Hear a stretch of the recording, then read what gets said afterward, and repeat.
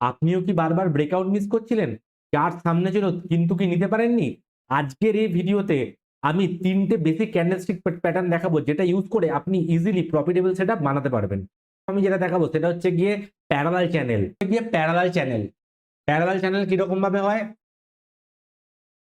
Market একটা line বরাবর, market up ট্রেন্ডেই চলছে কিন্তু একটা লাইন বরাবর চলছে। প্যারালাল চ্যানেলের ডেপথ হচ্ছে আমার টার্গেট, মানে এতটা এটা ডেপথ বেরিয়েছে এখান থেকে একটা সোজা যেটা ইয়ে করেছে ব্রেকআউট দিয়েছে সেখানে একটা হরিজন্টাল লাইন টেনে রাখবো।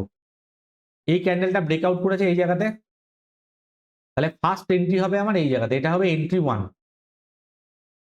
স্টপ লস কোথায় হবে? এটার নিচে, মানে প্যারালাল চ্যানেলটা যখনই ভেঙে দেবে নিচের দিকে তাহলে আমার প্রথমে স্টপ লস হয়ে যাবে। টার্গেট কি বললাম? এটা ডেপ যতটা আছে ততটা উপর দিকে যাবে, এটা মার্ক করলাম এখানে ততটা। এইবারে এখান থেকে আমি আরেকটা হরিজন্টাল লাইন টেনে রাখলাম।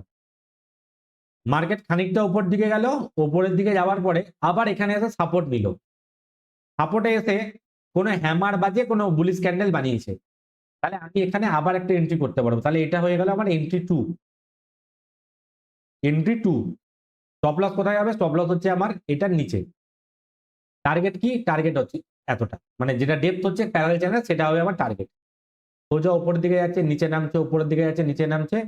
যখনই এরকম টার্গেট অ্যাচিভ করে দেবে আমার পজিশনকে আমি এক্সিট করে দেবো। এবার লাইভ দেখাবো যে কিভাবে প্যারালাল চ্যানেল কাজ করে। গো চার্টিং কে সেম গো চার্টিং কে যাবো, এই যে এখানে প্যারালাল চ্যানেল হয়েছে। কি? হ্যাঁ, ব্রেকআউটে হতে পারে, ব্রেকআউটের এন্ট্রি হবে। প্যারালাল চ্যানেল ব্রেকআউটে এন্ট্রি হবে।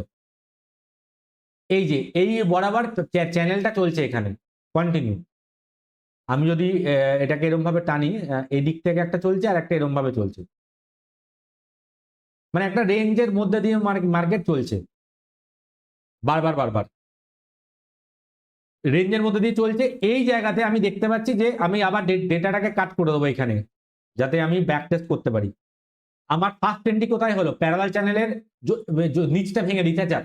যদি প্যারালাল চ্যানেলের উপরের দিকে ব্রেকআউট দেয় তাহলে বাইং এর এন্ট্রি হবে, আর প্যারালাল চ্যানেলে যদি নিচের দিকে ব্রেকআউট দেয় তাহলে শর্টের এন্ট্রি হবে। এইখানে আমি দেখতে পাচ্ছি প্যারালাল চ্যানেল নিচের দিকটা ভেঙে দিয়েছে, তাহলে আমার এখানে শর্টের এন্ট্রি হবে।